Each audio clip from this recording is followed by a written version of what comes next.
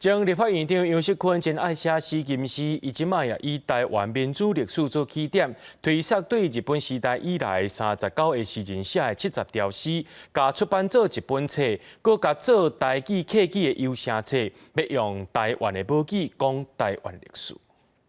我出书的目的回顾百年历史，增进防卫意识，思说民主源流，强化主权论述，充实公民教材。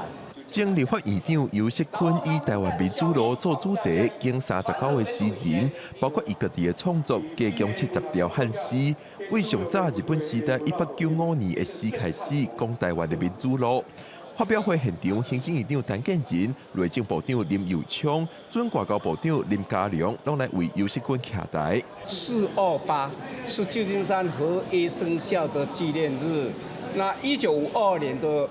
428生效，到今年2024年刚72周年。借这个机会，我来强化一下台湾主权的论述啦。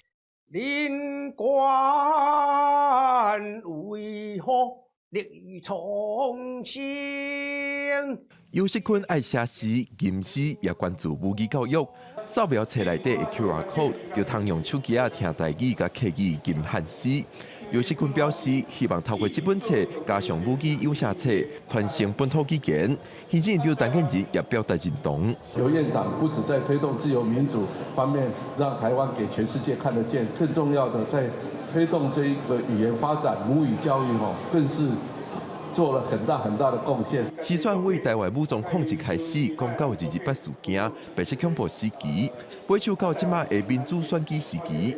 杨锡坤表示，即马中国定讲台湾自古早就是中国的一部分，希望用台湾的母语讲台湾的民主历史，强化证明台湾的主权。